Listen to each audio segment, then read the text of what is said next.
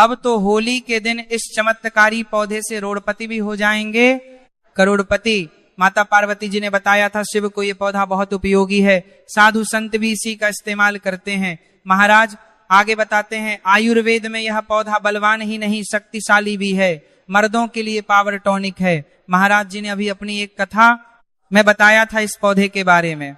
ये पौधा अगर मिल जाए तो आप भाग्यशाली हो जाएंगे। ये पौधा किसी जड़ी बटी से कम नहीं है, महाबटी से कम नहीं है। भक्तों हमारे वीडियो में देख सकते हैं, ये पौधा दिखने में बहुत ही साधारण है, आप इसे देख सकते हैं, लेकिन इसके गुण असाधारण हैं।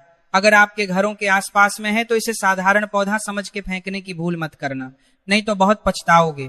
भक्तों इसके जो आज चमत्कारी गुण बताऊंगा, आयुर्वेदिक प्रयोग बताऊंगा तथा किस प्रकार से इसका कौन से हिस्से का प्रयोग होता है, अगर ये सारे जानकारी आज देख लेंगे तो बिल्कुल ही कल से आप इस पौधे की पूजा करना शुरू कर देंगे। कहने का मतलब इसके जब चमत्कारी गुण आप समझेंगे तो बिल्कुल आपको भी गर्व हो जाएगा कि आप भारत भूमि में पैदा हुए। इस प्रकार के पेड़ पौधे आज भी हमारे बीच में हैं जो कि हमें कई प्रकार के चमत्कारी लाभ प्रदान करते हैं। देखिए इस पौधे को कई जगह लड़जीरा के नाम से जानते हैं, कई जगह से चिड़चिड़ा के नाम से जानते हैं, कई जगह से ऊंघा के नाम से जानते हैं। हो सकता है आप दूसरे राज्य में हो या फिर कहीं से हमारे वीडियो को देख रहे हो या फिर दूसरे देश से देख रहे हो, तो इसे अलग अलग प्रांतों में, अलग अलग जगहों में, अलग अलग हिस्सों में अलग अलग नाम से जाना जाता है। लेकिन वीडियो को देख आप इसे समझ सकते हैं। खासकर ये जो पौधा है इसे लटजीरा के नाम से लोग जानते हैं। और इसे अपामार क्यों बोला जाता है? क्योंकि उल्टा चलता है। इसके जो बीज है बिल्कुल ही उल्टे होता है। ये हैं, आप अन्य पौधे के बीज देखेंगे, फूल के बीज देखेंगे तो ऊपर की तरफ होते हैं, लेकिन ये निचले की तरफ होता है, ये उल्टा होता है, इसीलिए इसे अपामार्ग बोला जाता है। ये अपामार्ग विद्या में बहुत इसका प्रयोग होता है। कभी इसके बारे में मैं जानकारी बताऊंगा तो क्यों ये हमारे लिए कीमती है, क्यों ये असाधारण है, आइए जानते हैं। सर्वप्रथम तो सभी दर्शकों को कहना चाहूंगा, कमेंट बॉक्स में अगर भारत भूमि से है तो जय हिंद बिल्कुल ही लिखना, जय हिंद जय आयुर्वेद जरूर लिखना। इसके मैं जो आयुर्वेदिक बताऊंगा शायद यह प्रयोग जानने के बाद कल से आप इनका प्रयोग करना शुरू कर देंगे। साथ ही साथ इस समय आप लोगों को वनस्पति प्रयोग के साथ साथ इसका जबरदस्त चमत्कारी एवं तांत्रिक प्रयोग भी बताऊंगा। तांत्रिक प्रयोग का मतलब है कि क्या आप जो जीवन में प्रयोग करके बहुत सारे अपने समस्या को दूर कर सकते हैं।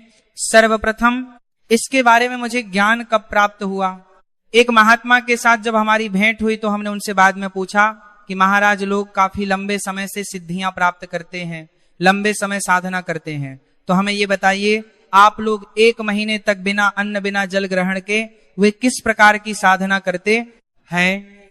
उस शांत महात्मा ने हमें स्वयं ही बताया कि जो चिड़चिड़ा नाम की पौधा होती है जिसे आप लोग अपामार्ग के नाम से जानते हैं, फिर इसका कई प्रकार के नाम होते हैं, तो उसने हमें बताया कि हम इनके बीज का ध्यान से सुनना। आज भी जंगल में महात्मा जितने भी लोग हैं, संत महात्मा जंगल में रहने वाले जो कि साधना करते हैं, वह लोग इसके बीज का खीर बनाते हैं। तो उसने हमें बताया कि इनके बीज का खिचड़ी बनाया जाता है और इसका 2 चम्मच खिचड़ी खाना होता है। अगर आप इनके बीज का खिचड़ी बनाकर 2 चम्मच खा लेते हैं तो आपको 1 महीने तक भूख और प्यास नहीं लगती। तो संत ने हमें बताया कि 1 महीने तक हमें भूख और प्यास नहीं लगती, फिर हम लंबे समय तक साधना करते हैं। हमारे धर्मशास्त्र में भी यह भी कहा जाता है कि जो यह अपामार्ग के पौधे हैं इसके जड़ में मां गंगा का वास होता है। जी हाँ, बिल्कुल ही मां गंगा का वास होता है। और यह भी माना जाता है, प्राचीन ग्रंथों में भी लिखे, कि अमृत की कुछ बूंद इसके जड़ में पड़ा था। इसलिए आज भी लोग जो धार्मिक लोग रहते हैं, हमें कमेंट में जरूर बताना आपके यहाँ कोई लोग इनके दातून करते हैं कि नहीं। जो बहुत से पुराने जो सयाने लोग हैं, जिसे हम बुजुर्ग के नाम से भी जानते हैं, जो सयाने बुजुर्ग हैं, ओल्ड कहा जाए, पुराने जो व्यक्ति हैं, काफी पुराने, तो ऐसे व्यक्ति इसके जड़ की दातून करते हैं। क्यों करते हैं? इसके जड़ में गंगा का वास होते हैं, इसके जड़ में अमृत के कुछ बूंद गिरे थे। आइए सर्वप्रथम जानते हैं इसके आयुर्वेदिक गुण, फिर जानेंगे इसका चमत्कारिक आयुर्वेदिक प्रयोग। सर्वप्रथम बताना चाहूंगा, अगर इसके जड़ का दातून किया जाए, जैसे लंबे समय से दांतों में पेरिया है, दांतों में दर्द बना रहता है, किसी कारणवश डॉक्टर इलाज नहीं करा पा रहा है, फिर डॉक्टरी दवा खाने के बाद भी दांतों में दर्द बना हुआ ठीक नहीं हो रहा, तो केवल इसके दांतून करने मात्र से दांतों में जितने भी कीड़े हैं, बैक्टीरिया है, जिसके कारण आपके दांतों में दर्द बना रहता है। केवल 15 दिनों तक आपको रेगुलर दंतुन करना है, आपको जल्द ही उसका रिजल्ट मिल जाएगा। दूसरी बात ये, दांतों के पीलापन को जड़ से समाप्त करता है। जिनके दांतों में पीलापन है, बंदे दिखते हैं लोग, जिनका मजाक उड़ाते हैं लोग, जिनके खुद के घर परिवार के लोग बेइज्जती कर देते हैं, बेइज्जती का लोगों को सामना करना पड़े, जिनके दांत काफी पीले हैं, गंदे हैं, ऐसे व्यक्ति को भी इनके दांतून जरूर करना चाहिए। इनके दांतून करने के बाद हमारे दांत में चमक आती है, हमारे दांत वाइट बन जाती है, एकदम क्लीन हो जाती है। ये 2 प्रयोग हुआ। अब जानते हैं इसका जबरदस्त चमत्कारिक प्रयोग, संगीत किस प्रकार से यह प्रयोग हमने कई लोगों को खुद करा चुके हैं, इसीलिए हम प्रमाणित प्रयोग बता रहे हैं। जिनके संगीत कर रहे हैं, प्रसव होने में विलंब हो रही है। बहुत सारे माता बहनें होती हैं ग्रामीण इलाकों में, शहरी इलाकों में, जिन्हें प्रसव के समय में काफी पीड़ा होती है, जो लोग चाहते हैं कि डॉक्टर चीर फाड़ ना हो, क्योंकि चीर फाड़ के चक्कर में काफी असहनीय पीड़ा भी होती है। बाद में चल करके आपने जैसे टांके लगवाए, बच्चे को चीर फाड़ करके बाहर निकलवाए, तो उसमें काफी बाद में दिक्कतों का सामना करना पड़ता है। आप चाहते हैं कि डिलीवरी सुगमता पूर्वक हो जाए, अर्थात आपका प्रसव हो जाए, किसी भी प्रकार का पीड़ा ना हो, तो ये चिड़चिड़ा नाम की जो जड़ होती है, इससे आपको सर्वप्रथम 2-4 चावल के दाने ले लेना है, और इसकी जड़ है, इसमें आपको डालना है थोड़ी सी, आपको इसकी जड़ में पानी डाल देना, और इसे आपको प्रार्थना करना है, महाराज मैं आपको इस कार्य के लिए ले जा रहा हूं। कार्य में बोलना कि फलाना व्यक्ति का गर्भा से जो बच्चे हैं वो तत्काल बाहर निकाले, इसीलिए आपको ले जाना है। इस प्रकार से प्रार्थना करना, और इसे लाल कलर के कपड़े में बांध के जो प्रसूता स्त्री है, जिनके गर्भ से बच्चे बाहर नहीं आ रहे, उन्हें पहना देना। बिल्कुल ही उनके बच्चे 10 से 15 मिनट के भीतर में जैसा पहनाएंगे, लाल कलर के कपड़े बांध के पहनाना होता है, तत्काल गर्भनाल से बाहर आ जाएंगे, बच्चे बाहर आ जाते हैं। इसके बाद तत्काल इसके जड़ को निकाल देना होता है, गर्भनाल को भी बाहर निकाल सकता है। तो ये परसा में विलंब होती है। जिनके बच्चे गर्भ से बाहर नहीं आते, उनके लिए रामबाण की तरह काम करते हैं। इसमें बहुत से लोगों को यह प्रयोग करा के दिखा चुके हैं। इसके बाद अब इसके जानते का उच्च और आयुर्वेदिक प्रयोग, इसके बाद इनका चमत्कारिक प्रयोग शुरू करूंगा। अब चमत्कारिक प्रयोग कैसे, इसके अंदर में अनेक चमत्कार गुण भरे हुए हैं। आयुर्वेदिक प्रयोग में बताना चाहूंगा, जिनके दांत दर्द हो रहे हैं, साथ ही साथ बहुत से लोग ऐसे ना जिनके सिर के दर्द होता है, तो सिर के दर्द वालों को बताना चाहूंगा, दांत के दर्द ठीक करने के लिए आप इनके पत्ते को जला करके भस्मा भी बना सकते हैं, और इनके भस्म बनाने के बाद जहां पर दर्द हो रहा है वहां पर इनके भस्म को लगाइए, बिल्कुल ही दर्द को दूर करेंगे। इसके बाद जिनके सिर में दर्द होता है वो क्या करें, इनके जो बीज होते हैं, इनके पक्के हुए अच्छे से आपको बीज ले लेना है, और इसके बीज को आपको क्या करना है, इसके बीज का आपको पाउडर बना लेना है। ध्यान से सुनना, इसके बीज का आपको पाउडर बना लेना है, और इसके बीज के चुटकी के भर पाउडर आपको अपने हाथों में लेना है, और आपको सूंघना, बस सूंघने मात्र से ये सिर के दर्द को ठीक करते हैं, क्योंकि इसके अंदर में ऐसे चमत्कारिक शक्तियां पाई जाती हैं, जो कि किसी भी प्रकार के सिर दर्द हो, डिप्रेशन के कारण आ रही हो, अनिद्रा के कारण आ रही हो, या फिर पागलपन के कारण आ रही हो, बहुत सारे ऐसे कारण होते, या फिर गर्मी के कारण आ रही, धूप लगने के कारण, लू लगने के कारण होते, या फिर कारण किसी भी प्रकार के सिर दर्द हो, उसमें रामबाण की तरह काम करते हैं। अब आइए मैं आप लोगों को इसका चमत्कारिक प्रयोग बताऊंगा।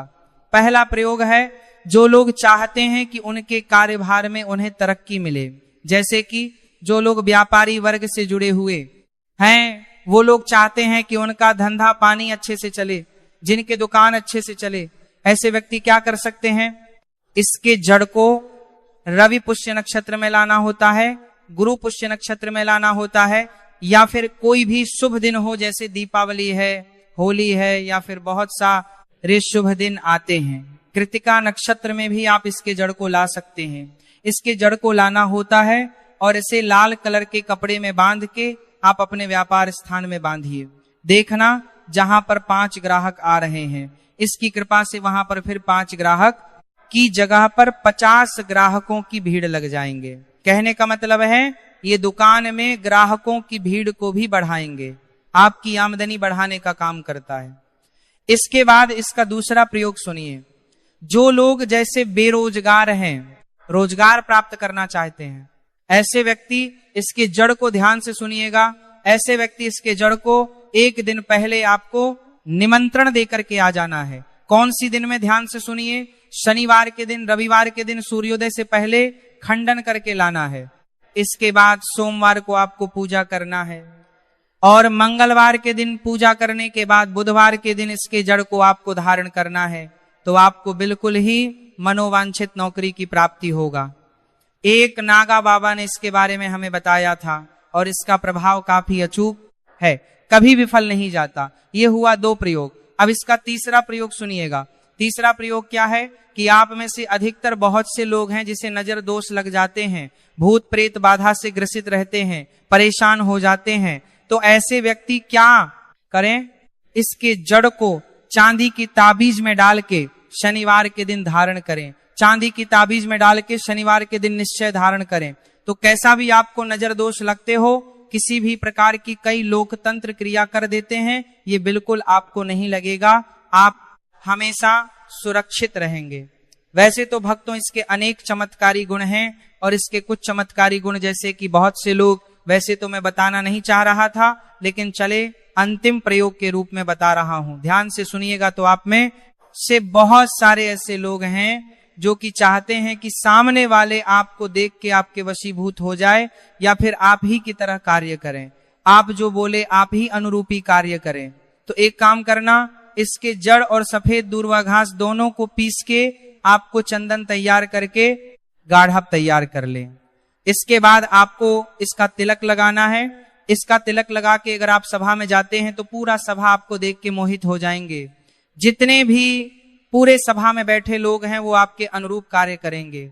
अगर आप किसी मनवांछित, जैसे आप लड़की को प्राप्त करना चाहते हैं, महिला को प्राप्त करना चाहते हैं, अपने वशीभूत बनाना चाहते हैं, उसके सामने तिलक लगा के जाते हैं तो वो सामने वाले आपके वशीभूत हो जाते हैं।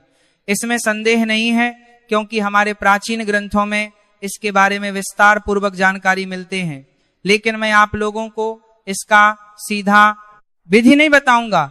इसकी सीधा विधि के बिना यह अधूरा है, क्योंकि आप में से बहुत सारे लोग इनका दुरुपयोग भी कर सकते हैं।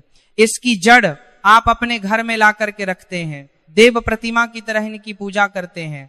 लाल कलर की कपड़े में बांध के तिजोरी में आप खुद देखना, आपके शत्रु स्वतः पराजित हो जाएंगे। आपके घर में धन दौलत की बढ़ोतरी होगी।